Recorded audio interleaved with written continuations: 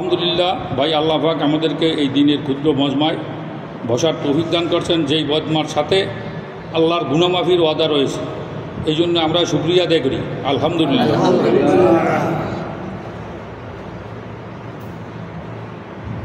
আল্লাহ পাকের কাছে আল্লাহ পাকের কোনো বান্দা যদি কবুল হইতে চায়, তাহলে আল্লাহ পাক তার চেহারা সুরত, বংশমর্যাদা, শ্বেতবর্ণ কি কৃষ্ণবর্ণ,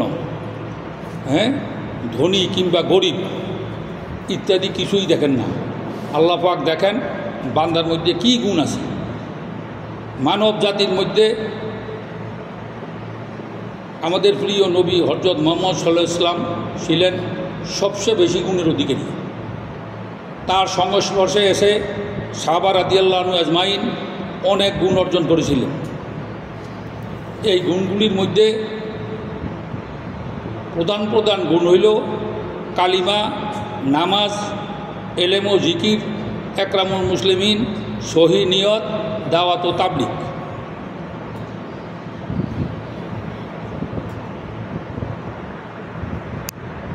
এই সংক্ষিপ্ত সবচেয়ে শ্রেষ্ঠ গুণ হইল ইমানি গুণ।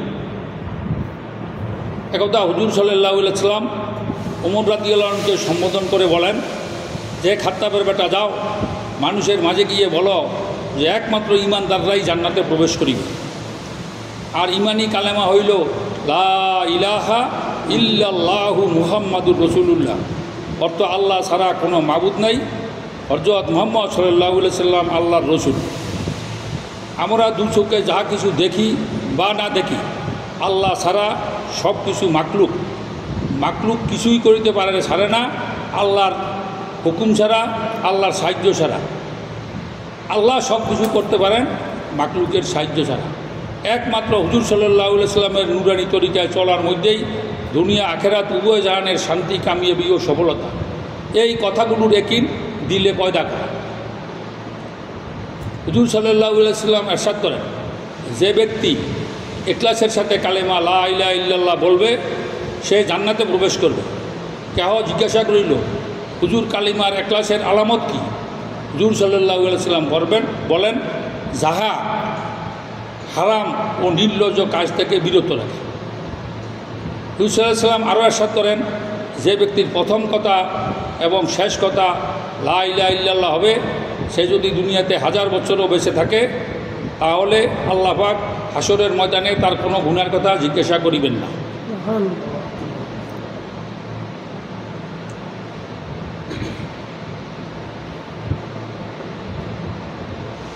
আমরা ঘরেও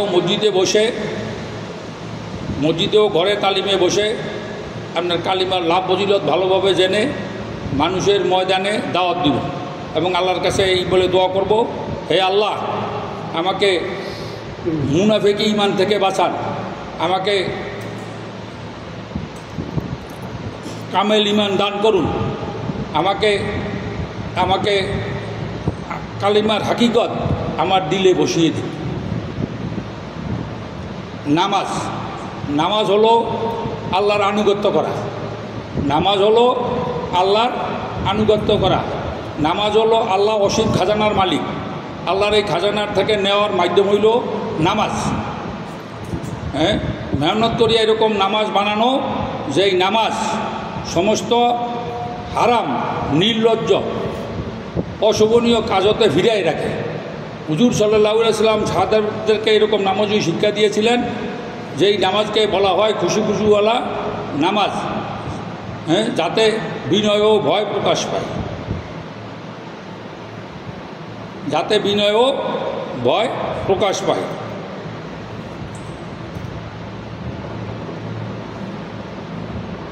আল্লাহ পাক হাদিসে কুদসিতে আছে, আল্লাহ বলেন, হে আমার নবী, আমি আপনার উম্মতের উপর 5 ওয়াক্ত নামাজ ফরজ করেছি।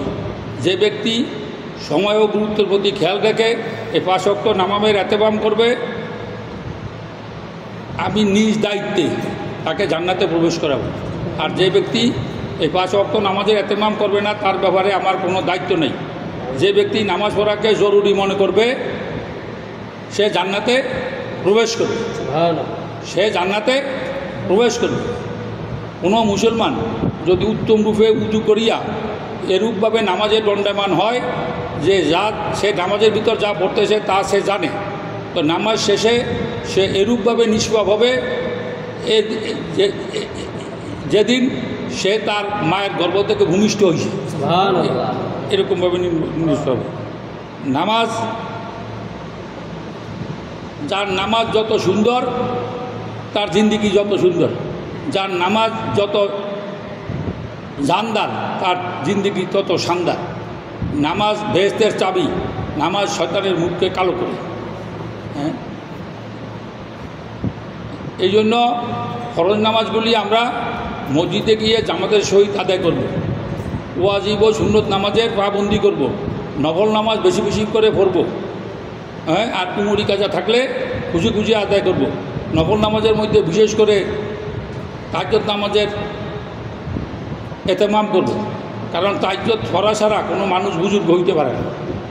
আর আল্লাহর কাছে দোয়া করব, হে আল্লাহ, হুজুর সাল্লাল্লাহু আলাইহি সাল্লাম যেভাবে নামাজ পড়েছেন, সাহাবাদেরকে যেভাবে নামাজ শিক্ষা দিয়েছেন, আমাকে অনুরূপভাবে নামাজ পড়ার যোগ্যতা দান করেন এবং সমস্ত উম্মতে মুহাম্মদীকেও দান করেন।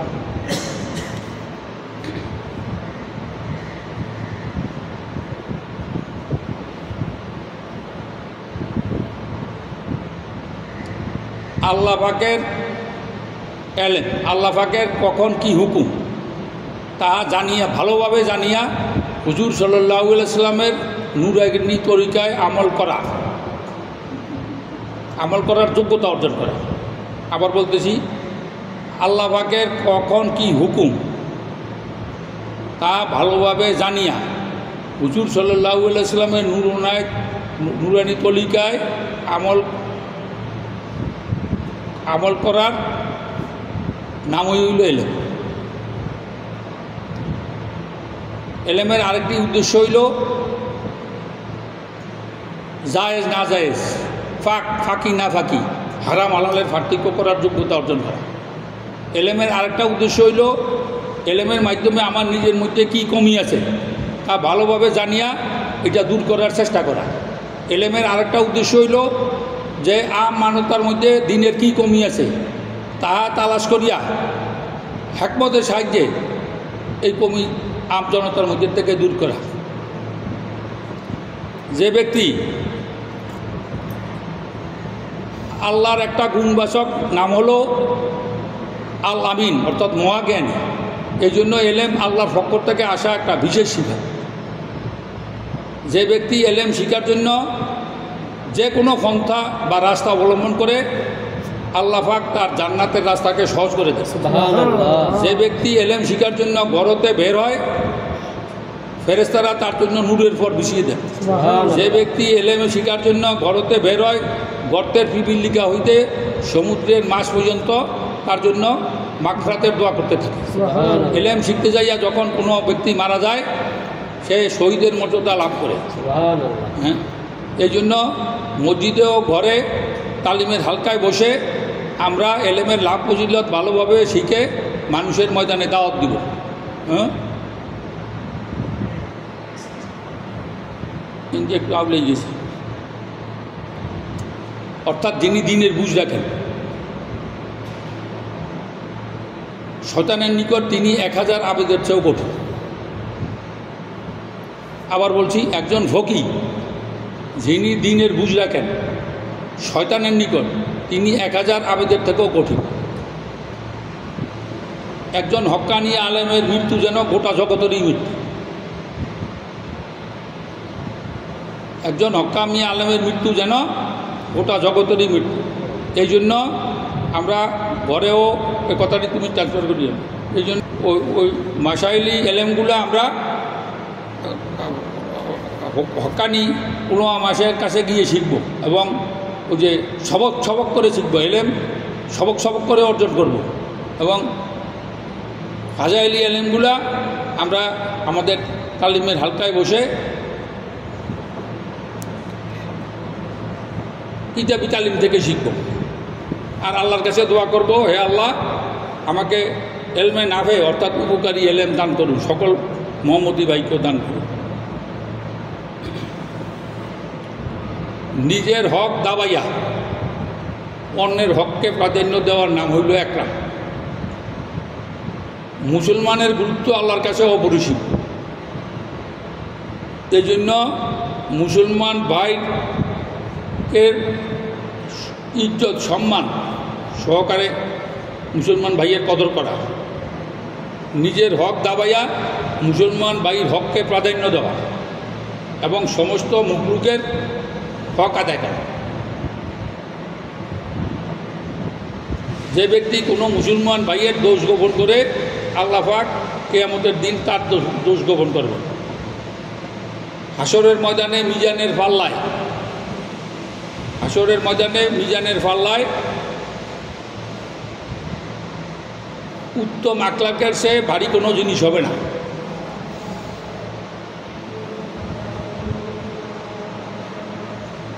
আত্মীয়তা ছিন্নকারী ব্যক্তি জান্নাতে প্রবেশ করিবে না।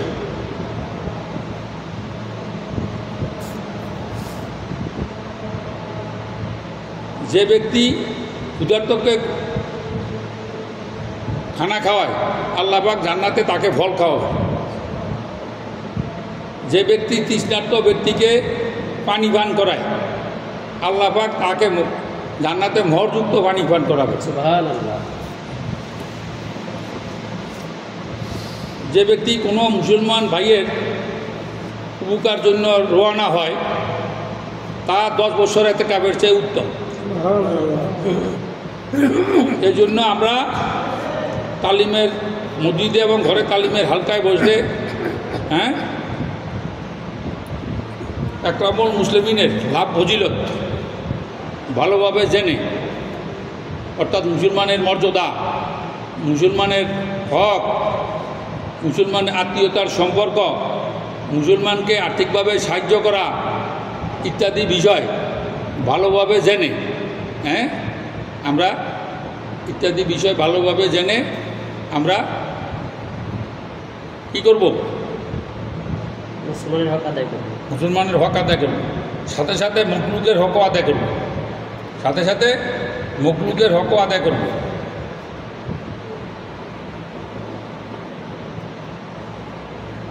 মুসলমানের জন্য নির্দিষ্ট পশু পাখি জবাই করিয়া খাওয়া হালাল,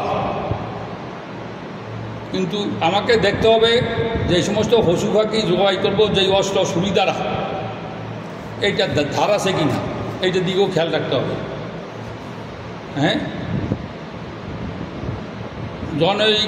জনৈকা খারাপ মহিলা একটা পিপাসার্থ কুকুরকে পানি খাওয়ানোর কারণে আল্লাহ পাক তার জন্য জান্নাতের ঘোষণা করছেন। একজন অত্যাচারী বাচ্চা একটা ফাঁসলাওয়ালা কুকুরকে সেবা যত্ন করিয়া সুস্থ করার কারণে অত্যাচারী বাচ্চার জন্য আল্লাহ জান্নাতের ঘোষণা করছেন। এই জন্য শুধু মানুষ নয়, মানুষের বাইরে সমস্ত মখলুকের প্রতি আমরা আহসান করব আর আল্লাহর কাছে দোয়া করব, আল্লাহ তুমি আমার মুআমালাত মুআশারাতকে তোমার সন্তুষ্টি মোতাবেক উন্নত করিয়া দাও।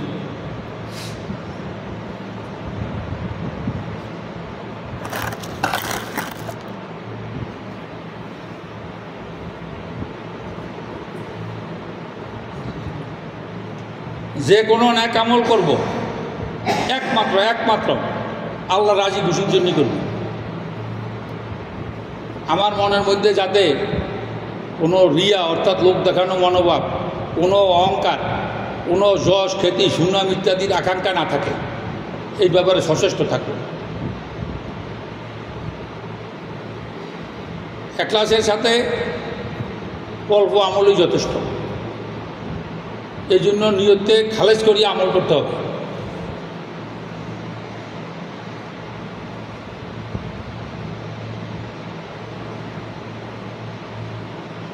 যার যেই রকম নিয়ত অবস্থায় মারা যাবে হাসরের ময়দানে তাকে ওইভাবেই উঠানো হবে এবং তার সাথে ওই রকম ব্যবহার করা হবে।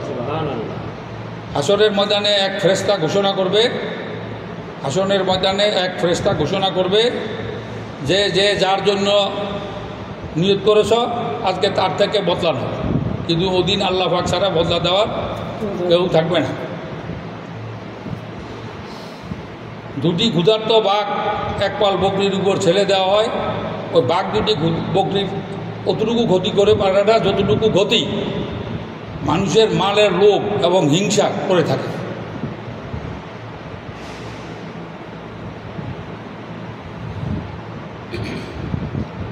এই জন্য যে কোনো কাজ আমরা শুরু করতে আমার নিয়ত কীরকম আছে এটা যাচাই করে দেখব, কাজের মধ্যখানেও দেখব, কাজের শেষেও দেখব। যদি নিয়ত খালেস থাকে তাহলে আলহামদুলিল্লাহ, আর যদি নিয়ত খালেস না থেকে অন্য কোনো উদ্দেশ্য থাকে তাহলে আস্তাগফির করিয়া নিয়তে শুধরাইয়া নেওয়া। আর আল্লাহর কাছে এই বলে দোয়া করা, হে আল্লাহ আমাকে আপনি মুখলেস বানান।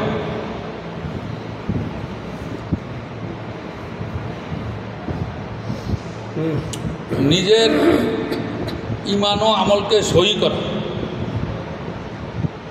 এবং পৃথিবীর সমস্ত মানুষ যাতে সহি ঈমান আমলের উপর উঠে যায়, এই জন্য হুজুর সাল্লাল্লাহু আলাইহি সাল্লামের নুরানি মেহনতকে সারা বিশ্বে জিন্দা করার চেষ্টা করা। হুজুর সাল্লাল্লাহু আলাইহি সাল্লাম মেহনত, কঠিন মেহনত করে দিনের সাতাকে যেই জায়গায় রেখে গেছেন, আবার দিনকে সেই জায়গায় উন্নীত করার জন্য জান্তর চেষ্টা করা।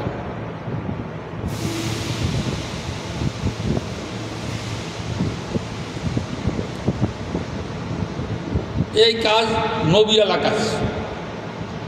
যেহেতু আমাদের নবী শেষ নবী, আমাদের নবীকে আল্লাহ পাক শেষ নবী আর নবী পাঠাইবেন না, এই জন্য আল্লাহ পাক পবিত্র কোরআনে অসংখ্য আয়াতের মাধ্যমে আমাদের উপর এই নবীওয়ালা কাজের দায়িত্ব দিয়েছেন। নবীওয়ালা মিশন আল্লাহ পাক বন্ধ করেছেন, কিন্তু নবীওয়ালা কাজ আল্লাহ পাক বন্ধ করেন এই কাজের দায়িত্ব আমাদের প্রিয় নবী হযরত মুহাম্মদ সাল্লাল্লাহু আলাইহি সাল্লামের উম্মত হিসেবে আমাদের উপর অর্পণ করছেন। এ ব্যাপারে কোরআনে অসংখ্য আয়াত আছে। যেমন ওই ব্যক্তির কথার চেয়ে উত্তম কথা আর কার হইতে পারে যে মানুষকে আল্লাহর দিকে ডাকে, নিজে ন্যাক আমল করে এবং বলে যে আমি মুসলমানের বৈধ হইতে একজন। কোরআনে আরও আল্লাহ পাক ইরশাদ করেন, তোমরাই শ্রেষ্ঠ উম্মত, মানুষের কল্যাণের জন্য তোমাদেরকে বাহির করা হয়েছে, তোমরা সৎ কাজের আদেশ করবা, অসৎ কাজে নিষেধ করবা এবং আল্লাহর উপর ঈমান রাখবা। হুজুর সাল্লাল্লাহু আলাইহি সাল্লামকে সম্বোধন করে আল্লাহ পাক বলেন, আপনি বলে দিন যে এটাই আমার রাস্তা, আমি মানুষকে বুঝে শুনে আল্লাহর দিকে ডাকি, এটাই আমার কাজ, তোমরা যারা আমার উম্মত তোমাদেরও একই কাজ। এরকম অসংখ্য আয়াতের মাধ্যমে আল্লাহ পাক আমাদেরকে এই নবীওয়ালা কাজের জিম্মাদারি দান করছেন। হুজুর সাল্লাল্লাহু আলাইহি সাল্লাম ওনার বিখ্যাত বিদায় হজের ভাষণে এই কাজের দায়িত্ব আমাদের উপর অর্পণ করছেন। মানব জাতির সমস্ত মুক্তির কথা উনি এখানে বলছেন। এক পর্যায়ে যাইয়া উনি থেমে যান, তারপর জনতাকে অ্যাড্রেস করে সম্বোধন করে উনি বলেন যে আল্লাহ পাক আমাকে যেই দায়িত্ব দিয়েছে, আল্লাহ পাক আমাদেরকে যেই নবীওয়ালা মিশন দিয়েছে, আল্লাহ পাক আমাকে যা তোমাদের নিকট পৌঁছানোর দায়িত্ব দিয়েছে, আমি কি ঠিক সব পৌঁছাইতে পারছি? উপস্থিত সাহাবাগণ বলেন যে জি হুজুর, আপনি শুধু অবশ্যই পৌঁছেছেন, শুধু পৌঁছাননি, হক আদায় করিয়া পৌঁছেছেন। তখন হুজুর সাল্লাল্লাহু আলাইহি ওয়াসাল্লাম আকাশের দিকে তাকে আল্লাহকে বলতেছে, আল্লাহ আপনি সাক্ষী থাকেন, এই জনতা বলতেছে যে আমি আমার দায়িত্ব ঠিকমতো পালন করছি। এরপর উনি অনেকক্ষণ চুপ করে থাকেন। পরক্ষণে ওনার মনে পড়ে যে আমরা তো আল্লাহ সারা বিশ্বের জন্য নবী করিয়া পাঠাইছে, আমি তো সারা বিশ্বে এই দাওয়াত পৌঁছাইতারই নেই। এই জন্য উনি সাহাবাদের উদ্দেশ্য করে বলেন যে আমি যাদের কাছে পৌঁছাইতারই নাই এবং আনেওয়ালা যেই উম্মত আসবে, তোমরা কি তাদের কাছে পৌঁছাইবা? তখন সাহাবাগণ সমস্বরে বলছে যে জি হুজুর, আমরা পৌঁছাবো, জি হুজুর আমরা পৌঁছাবো। তো এরপর সাহাবাগণ যে আরাফার ময়দানে যারা ছিল তাদের মধ্যে অনেকেই তাদের শহরের মুখ যেই দিকে ছিল ওনারা এই দিনের দাওয়াত লইয়া এই দিকে চলে যান। যারা মক্কা মদিনায় বাড়ি করেছিল তারাও পরবর্তী পর্যায়ে তারাও পৃথিবীর বিভিন্ন দিকে সরাইয়ে আল্লাহর একত্রের দাওয়াত দেন। পরিসংখ্যান করিয়া দেখা গেছে যে কয়েক লক্ষ সাহাবীর মধ্যে মাত্র 12 থেকে 15,000 সাহাবীর কবর মক্কা মদিনায় পাওয়া যায়। বাকি সব সাহাবী এই দিনের দাওয়াত নিয়ে বিশ্বে ছড়িয়ে পড়ছে হুজুর সাল্লাল্লাহু আলাইহি সাল্লামের এই বক্তব্যের কারণে। এবং এদের মাধ্যমেই এবং পরবর্তীতে তাবেঈনদের মাধ্যমে আমাদের নিকট ইসলাম পৌঁছছে। হ্যাঁ, আমাদের পূর্বপুরুষ এই ইসলাম ধর্মে দীক্ষিত হয়েছে, যার কারণে জন্মসূত্রে আমরা মুসলমান, ইমানের মালিক হয়েছি। এই জন্য আমাদেরকেও এই দায়িত্ব পালন করতে হবে। এই জন্য আমাদেরকেও এই দাওয়াত ও তাবলীগের কাজ করতে হবে এবং আল্লাহর রাস্তায় বাইরে হইব। না হইলে এই ব্যাপারে হাসরের ময়দানে আল্লাহর প্রশ্নের সম্মুখীন হইতে হইব আমাদেরকে। এবং হুজুর সাল্লাল্লাহু আলাইহি ওয়াসাল্লামও আমাদের জন্য সুপারিশ করবেন কি না, এটা সন্দেহের অবকাশ থাকবে। এই কাজ তো আল্লাহ পাক দায়িত্ব দিয়েছে, হুজুর সাল্লাল্লাহু আলাইহি ওয়াসাল্লাম দায়িত্ব দিয়েছে, এই কারণে আমাদেরকে করতেই হবে। কিন্তু শুধু এটা করিয়ে আমাদের অনেক লাভ আছে, অনেক লাভ আছে, অনেক লাভ। যেমন আল্লাহর রাস্তার এক সকাল অথবা এক বিকাল দুনিয়া ও দুনিয়ার মধ্যে যা কিছু আছে তার থেকে উত্তম। আল্লাহর রাস্তার 1 টাকা 7 লক্ষ টাকার সমান। আল্লাহর রাস্তার একটা নেকামল 49 কোটি নেকামলের সমান। আল্লাহর রাস্তার একদিন উহা ব্যতীত 1000 দিনের সমান। হ্যাঁ, আল্লাহর রাস্তার ধুলাবালি মিশ্রিত শরীর জাহান্নামের আগুনের জন্য হারাম। আল্লাহর রাস্তায় অল্প কতক্ষণ অপেক্ষা করা সারা জীবন ঘরে বসিয়া ইবাদত করার সমান। আল্লাহর রাস্তায় কতক্ষণ অপেক্ষা করা পবিত্র শবে কদরের রাত্রে পবিত্র কাবা করে পবিত্র হজরে আসাদ পাথরের পাশে বসিয়া সারা রাত্র যে ইবাদত করলে যেই সওয়াব তার থেকে উত্তম। হ্যাঁ, আল্লাহর রাস্তার কদম তোলার সাথে সাথে অতীতের গুনাহ মাফ হয়ে যায়। আল্লাহর রাস্তার প্রতিকর্দমে 700 নেকি দেওয়া হয়, 700 গুনাহ মাফ করে দেওয়া হয়, 700 আখেরাতে 700 দরজাকে বুলন্দ করা হয়। হুজুর সাল্লাল্লাহু আলাইহি সাল্লাম 3 কারণে মানুষের গুনাহ মাফ হয়, মানুষ সম্পূর্ণ নিষ্পাপ হয়ে যায় 3টা কারণে। প্রথম নম্বর কারণ হইল অন্য ধর্মের লোকেরা যখন এখলাসের সাথে কালিমা লা ইলাহা ইল্লাল্লাহ বলে পাঠ করে এখলাসের সাথে মুসলমান হয়, তাহলে তার অতীত জীবনের সমস্ত গুনাহ মাফ হয়ে যায়। দ্বিতীয় হইল কোনো মানুষ যদি আল্লাহকে রাজি খুশির জন্য হজ করে এবং এই হজ যদি আল্লাহর কাছে কবুল হয়, হজরে মাবরুর হয়, আল্লাহর কাছে কবুল হয়, তাইলে তার অতীত জীবনের সমস্ত গুনাহ মাফ হয়ে যায়। আর তৃতীয় কারণ হইল মানুষ যখন হিজরত করে আল্লাহর দ্বীন আল্লাহর জমিনে প্রতিষ্ঠা করার জন্য, নিজের ইসলাহ নিজের সংশোধন করার জন্য, তাইলে আল্লাহ পাক তার অতীতের সমস্ত গুনাহকে মাফ করে দেয়। এই ব্যাপারে বিখ্যাত হাদিস হুজুর সাল্লাল্লাহু আলাইহি ওয়াসাল্লামের ইন্নাল ইসলামা ইয়াদিমু মা কানা ক্বাবলাহু ওয়া ইন্নাল হিজরতা তাদিমু মা কানা ক্বাবলাহা। ইসলাম ওই সমস্ত গুনাহকে নিশ্চিহ্ন করে দেয় যেটা ইসলামের দাখিলের পূর্বে কেউ করছে, আর হিজরত ওই সমস্ত গুনাহকে নিশ্চিহ্ন করে দেয় যেটা হিজরতের পূর্বে কেউ করছে। এই জন্য আমরা আল্লাহর রাস্তায় বাইরিয়া এই কাজ করতে সবাই রাজি আছি ইনশাআল্লাহ। এই কাজকে জীবনের মাকসাদ বানিয়ে করতে হইব, যে আল্লাহ পাক এই জন্যই আমাকে দুনিয়াতে পাঠাইছেন। হ্যাঁ, আল্লাহ পাক ফেরেশতাদের সাথে মানুষ বানানোর সময় আল্লাহ পাক পরামর্শ করছেন, সেখানে আল্লাহ পাক বলছেন যে ইন্নী জাইলুন ফিল আরদি খলিফা, আমি দুনিয়াতে আমার প্রতিনিধি প্রেরণ করব, মানুষ প্রেরণ করব। হ্যাঁ, তো দুনিয়াতে আমরা আইছি আল্লাহর প্রতিনিধি হিসাবে। প্রতিনিধির কাজ কি? প্রতিনিধির কাজ হইল, প্রতিনিধি হিসাবে আমাদের কাজ হইল আল্লাহর জমিনে আল্লাহর রুবুবিয়ত প্রতিষ্ঠা করা। এই জন্য আল্লাহর রাস্তায় বাইরেয়া পৃথিবীতে যত শিরককারী বেদাতকারী যত আল্লাহ ভোলা মানুষ রয়েছে, বেখবর মানুষ রয়েছে, তাদেরকে আল্লাহর সাথে দূরিয়ে দাও। এই কাজগুলি জীবনের মাকসাদ বানিয়ে করব। যে এই কাজ মাকসাদ বানিয়ে করব, আল্লাহ পাক তাকে রাজ্য ছাড়া বাদশাহী দান করবেন। আল্লাহ পাক তাকে বাগান ছাড়া ফল খাওয়াবেন। হ্যাঁ, আল্লাহ পাক তাকে মাল ছাড়া ধনী বানাবেন। আল্লাহ পাক তাকে মাল ছাড়া ধনী বানাবেন। আল্লাহ পাক আম্বিয়া আলাইহিস সালাম ও সাহাবা আজমাইনদেরকে যেরকমভাবে গায়েবী মদতও সাহায্য করছেন, এই কাজ আমরা যারা করব আমাদেরকেও আল্লাহ পাক অনুরূপভাবে গায়েবী সাহায্য করবেন, মদত দিবেন আল্লাহ পাক। এই জন্য আমরা সবাই এই কাজ করতে রাজি আছি তো ইনশাআল্লাহ। এই জন্য আমাদেরকে এই কাজটা শিখতে হইব, কোনো কাজই শিখা ছাড়া করা যায় না। এই জন্য আমাদেরকে 3 চিল্লা দিয়ে 120 দিন আল্লাহর রাস্তায় সময় লাগাইয়ে এই কাজ শিখতে হইব, তারপর মৃত্যু পর্যন্ত এই কাজে লেগে থাকতে হইব। আল্লাহ পাক আমাদেরকে সকলকে আমল করার তৌফিক দান করুন। আমিন।